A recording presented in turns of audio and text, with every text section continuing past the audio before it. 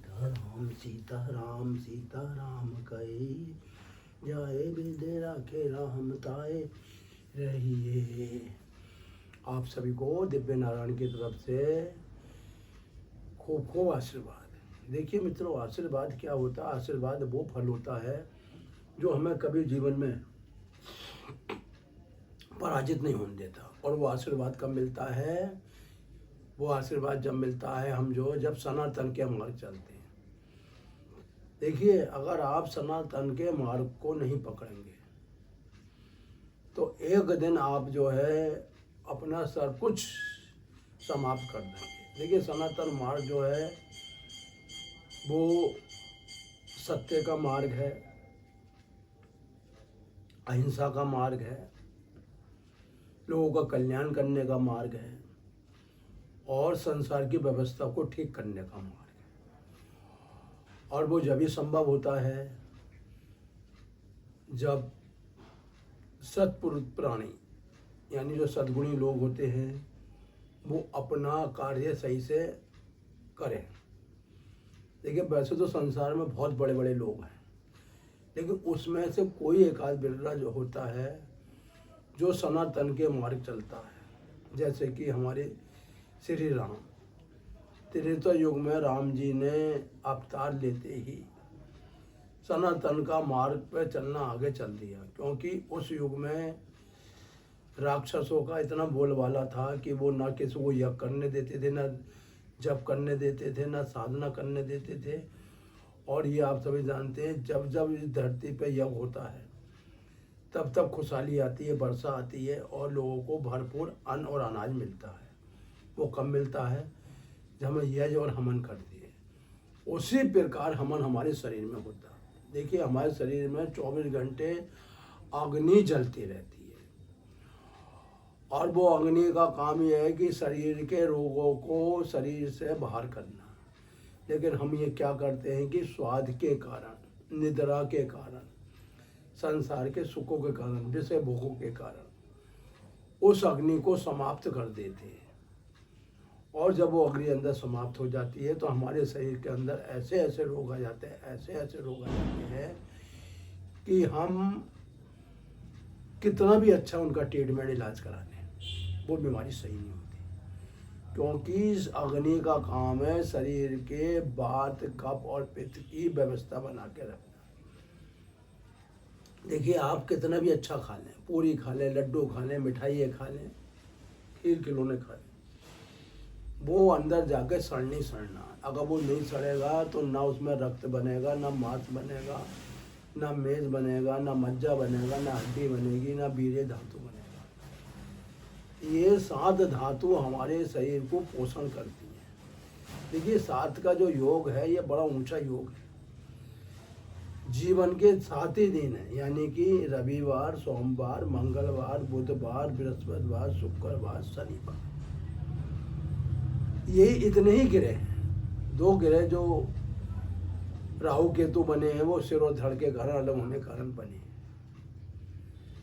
7 ही हमारी चक्र है, यानी कि मूलाधार, स्वादिष्टान, मणिपुर, अनाहत, विशेषज्ञ, आज्ञाचर और सहसा। तो 7 का मतलब ये होता है कि हमारी जो नाड़ी सूर्य और चंद्र नाड़ी है ये हमारे साथ रहती है। जब हमें भूख लगती है तो सूर्य नाड़ी जागृत हो जाती है। जब हमें प्यास लगती है तो हमारी चंद्र नाड़ी चालू हो जाती है। लेकिन हम लोग क्या करते हैं, कभी नाड़ियों का ध्यान नहीं देते। और देखिए, ध्यान रखिए, जो व्यक्ति नाड़ी का परीक्षण नहीं करेगा वो जीवन में कभी भी किसी भी भयंकर बीमारी से पीड़ित हो जाएगा। नाड़ी ज्ञान जो था हमारे ऋषियों को था, हमारे वैदों को था, और जो बड़े बड़े योगाचार्य, जो बड़े बड़े महर्षि थे उन्हें था। वो लोग त्रिकाल संध्या करते थे। देखिए, त्रिकाल संध्या के बारे में हर कोई नहीं जानता। त्रिकाल संध्या का मतलब होता है जिस समय सूर्य, चंद्र और सुषमा नाड़ी एकाकार हो जाए उसे त्रिकाल संध्या कहते हैं। वो संध्या कब शुरू होती है? वो जब शुरू होती है जब प्रकृति के अंदर जो दिन और रात हैं इनमें ही हमारी त्रिकाल संध्या शुरू होती है। यानी कि जैसे कि हम रात को सो गए, सुबह सूरज उठने का आप टाइम जो है अपने मोबाइल से निकाल लीजिए या अपने पंचांग से निकाल लीजिए, यानी कि सूरज 6 बजे उग रहा है। आप ठीक जो है 4:30-5 बजे बिस्तर छोड़ दें। बिस्तर छोड़ने के बाद जो आपकी नाड़ियाँ हैं वो दूषित हो जाती हैं। देखिए, चंद्र सूर्य नाड़ी जब दूषित होती है तो शरीर के अंदर ऐसी ऐसी बीमारी आ जाती है, ऐसी ऐसी आ जाती है कि वात कफ पित्त इस तगड़ बिगड़ जाता है कि वो हमारी 36 करोड़ सूर्य नाड़ी और 36 करोड़ चंद्र नाड़ी, इन दोनों में दोष पैदा कर देती है, जिस कारण हमें रोग का पता नहीं लगता है और हमें तरह तरह के रोग होते हैं। देखिए, इन नाड़ियों के बिगड़ने पर क्या होता है, सर्वप्रथम शरीर की व्यवस्था खराब होती है। शुरुआत खून की खराबी से होती है, और जब शरीर का खून खराब हो जाता है तो समझ लो जितनी नसें नाड़ी हैं वो सब ब्लॉक पड़ जाती है। क्योंकि नाड़ी एक दूसरे में जुड़ी होती हैं, इसलिए हमें पता नहीं लगता। इसका पता एंड में लगता है कि अचानक हमें अटैक पड़ा और हम अस्पताल तक नहीं पहुँचे।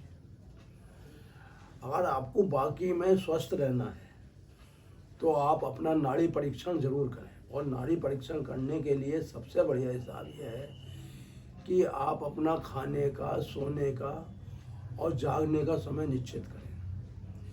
देखिए, बिना शरीर को स्वस्थ रखे आप जीवन में कभी भी कोई भी सफलता प्राप्त नहीं कर सकते।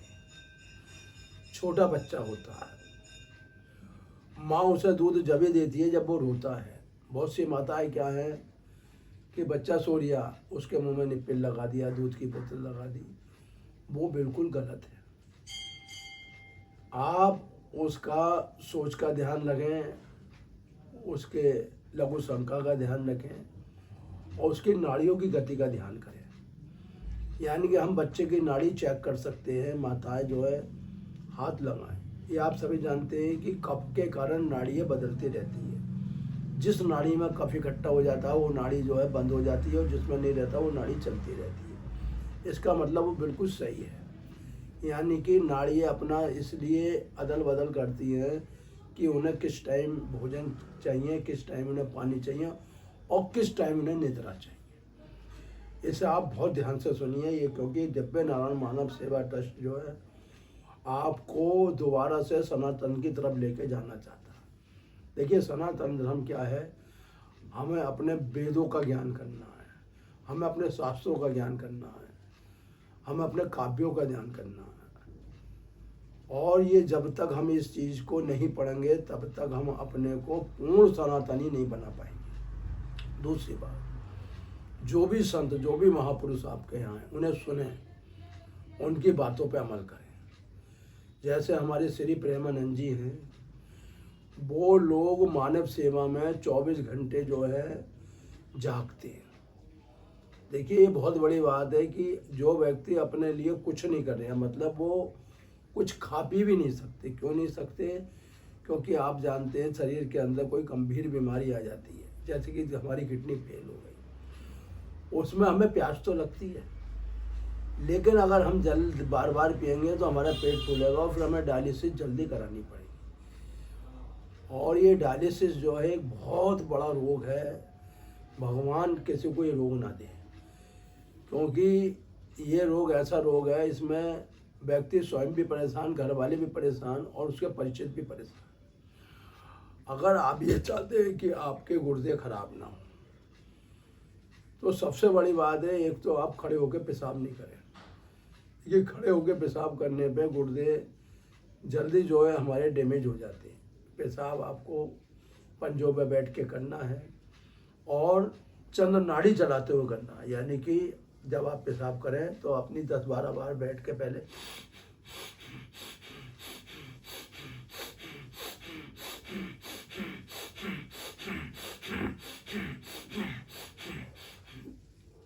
चंद्र नाड़ी जब आपकी खुल जाए तब आप लघु शंका करें। दूसरी बात, जब आपको सोच जाना हो तो आप चंद्र नाड़ी बंद करके सूर्य नाड़ी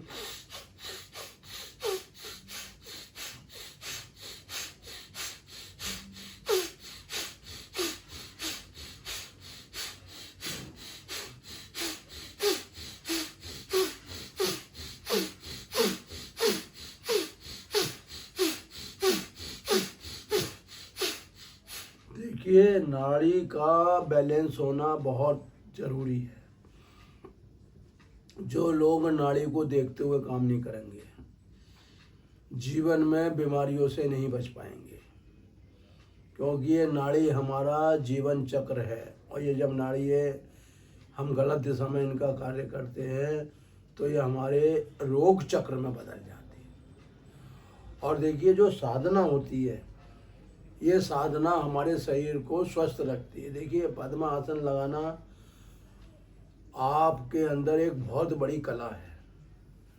देखिए, जब पद्मासन में ये हमारे घुटने मर जाते हैं, समझ लो वायु हमारे घुटनों में कभी नहीं सकती, यानी घुटने हमारे कभी जीवन में खराब नहीं होंगे। ध्यान से सुन लीजिए आप सब। ये जो पद्मासन है, ये इतना बड़ा आसन है, इसके अंदर शरीर की कोई भी बीमारी हो, चाहे आंतों की बीमारी हो, लीवर की बीमारी हो, गुर्दों की बीमारी हो, आँखों की बीमारी, ये आपके शरीर के अंदर रक्त को शरीर के हर भाग में पहुंचा देती है। और देखिए, जिस शरीर में रक्त पहुंच जाता है उस शरीर में कांति रहती है, यानी ना तो उसमें कभी कोई एलर्जी होती है। आप देख लीजिए ध्यान से, ना तो उसमें आपको एलर्जी मिलेगी, बिल्कुल शरीर आपका साफ और सुंदर रहेगा। दूसरी बात, जो नसें और नाड़ियाँ बंद होती हैं वो कभी बंद नहीं होती, क्योंकि ये पद्मासन जो है ये ऋषियों का आसन है, भगवान शिव का आसन है, भगवान राम का आसन है। और जो 9 देवी हैं, यानी चंद्र घंटा से लेके काल रात्रि और तुम्हारे जो है सिद्धि रात्रि, जितनी भी ये देवी हैं, ये सब जो आपके शरीर के अंदर प्रसन्न रहती हैं। देखिए, व्यक्ति जीवन में पाना तो बहुत कुछ चाहिए, लेकिन वो कर कुछ नहीं रहा। देखिए, आपने जीवन में बहुत कुछ पाया, मैं ये कहता हूँ कि आपने जो है पूरे विश्व को जीत लिया, लेकिन अगर आपने इन नस नाड़ियों को नहीं जीता तो आपका जीवन जो है बिल्कुल व्यर्थ है। जिस प्रकार हमने जो है शरीर में खूब खाया, खूब पिया, लेकिन उसके लिए हमने अपने शरीर का निष्कासन नहीं करा, यानी कि जो भी शरीर के अंदर नस नाड़ियाँ बंद हुई, जो मल मूत्र हमारी नस नाड़ियों में चला गया, अगर हमने उसका निष्कासन नहीं करा तो सर्तिया आप लोगों के अंदर बीमारी आने से कोई वैद्य, कोई डॉक्टर नहीं रोक सकता। हमारे जो महापुरुष हैं वो आपके लिए इसलिए प्रवचन और अपना जो है समय देते हैं ताकि आपका बुरा समय अच्छे समय में बदल जाए। देखिए, जो सच्चे महापुरुष होते हैं उन्हें आपसे कोई लालच नहीं है। आप ये ना सोचें कि कोई भी श्रेष्ठ या कोई भी दिव्य नारायण है आपके धन के लिए आपसे बात कर रही है। देखिए, अगर आप धन देते हो, दान करते हो, तो आप अपनी इंद्रियों को सुखी करने के लिए करते। देखिए, दान करने से आदमी का लोभ कम होता है, मोह कम होता है, तमोगुणी से हटके वो सीधा जो सतोगुणी बनता है और सतोगुणी होकर भगवान श्री नारायण के चरणों में वास करता है।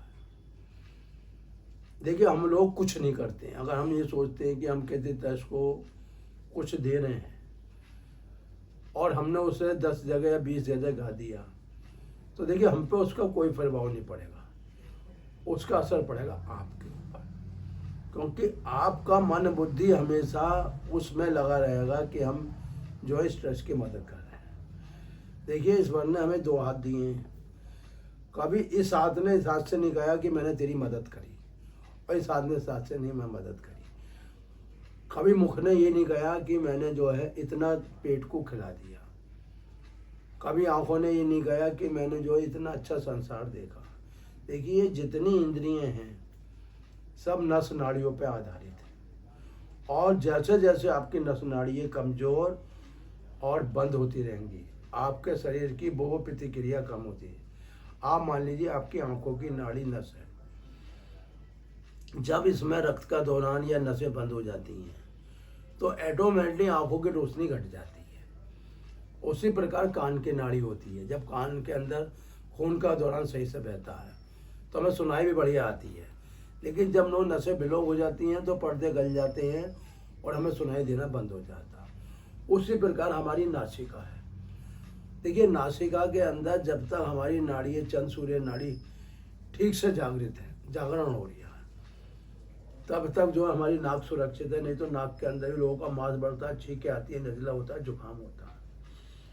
ये जितनी नाड़ियाँ आपके जहाँ हाथों में, पैरों में, शरीर में, जब तक इन नाड़ियों के अंदर ताजी रक्त बना रहेगा, शुद्धि बनी रहेगी, तब तक आप जीवन में कभी रोगी नहीं होंगे। लेकिन जिस दिन आपके अंदर दोष ज़्यादा बढ़ जाएंगे, उस दिन दुनिया की कोई ताकत आपको बीमारी से नहीं बचा पाएगी। देखिए, हम जब भी बीमार होते हैं अपनी असावधानी के कारण बीमार होते हैं। हमारे वेदों में लिखा है कि रात में हमें भोजन नहीं करना, रात में हमें कुछ नहीं खाना। लेकिन ये जो जीवा है, जो इस पर रसनेंद्रियाँ और ये जो हमारा मन और बुद्धि है, ये हमें जो है उस कार्य पर करने पर मजबूर कर देती है। भूख ना लगने के कारण भी हम भोजन ले, और देखिए जो भोजन हम रात में देर से खाते हैं, या तो कोई योगी भोजन करे, जैसे कि हम लोग योग करते हैं, कम से कम हम 6 घंटे पद्मासन में रोज बैठते हैं।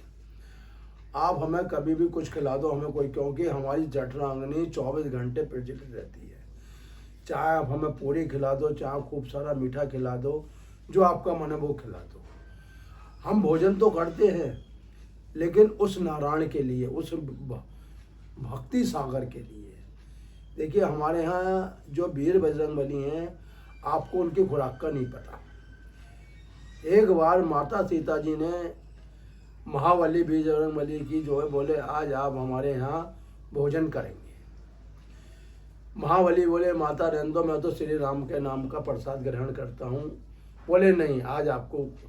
उन्होंने बड़े बड़े भगोनों में सब्जी बनवाई, बड़े बड़े कचौड़ी पूड़ी, बड़ी बड़ी मिठाई पकवान। बजरंगबली ने जो है श्री राम का नाम लिया, और सीता जी ने कहा, हे मेरे पुत्र पवन पुत्र, आप भोजन कर लीजिए। बोले, माता देखो मैं भूखा नहीं रहना चाहिए। बोले नहीं नहीं, मैंने बहुत इंतजाम करा है और रसोइया तुम्हारे लिए लाया है, मुझे पता है आपकी अग्नि बहुत तेज है।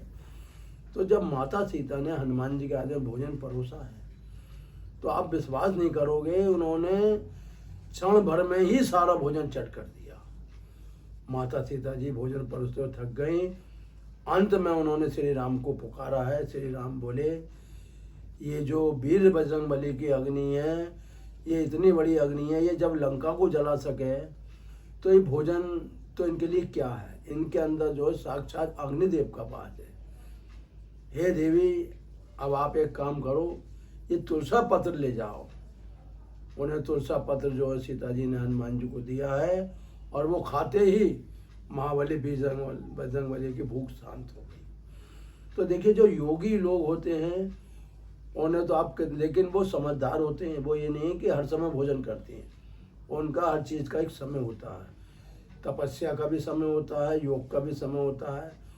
वो कभी किसी के झंझट में नहीं पड़ते। देखिए, वो संसार में तो रहते हैं, उनका जो है मित्र भी होते हैं, सब कुछ होते हैं, लेकिन जिस समय वो ध्यान में मगन होते हैं, ना तो वो किसी का फ़ोन उठाते हैं, बल्कि वो फोन जो है बिल्कुल अपना बंद कर दे। उस समय वो जो है श्री राम और महाबली का ध्यान करते हो, योग का ध्यान करते हैं। देखिए, योग का ध्यान करने से क्या होता है कि हमारी 10 इंद्रिय शुद्ध हो जाती है।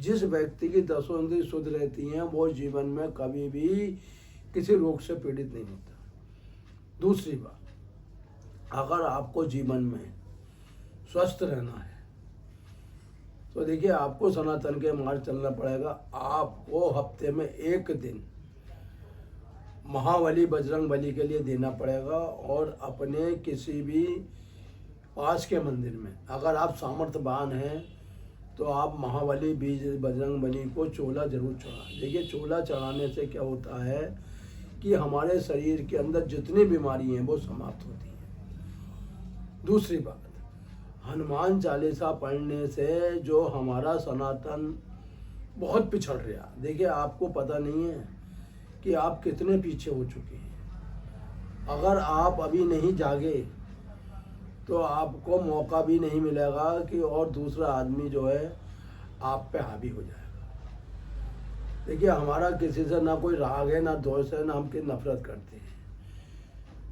हर आदमी अपने कार्य करने के लिए सक्षम है।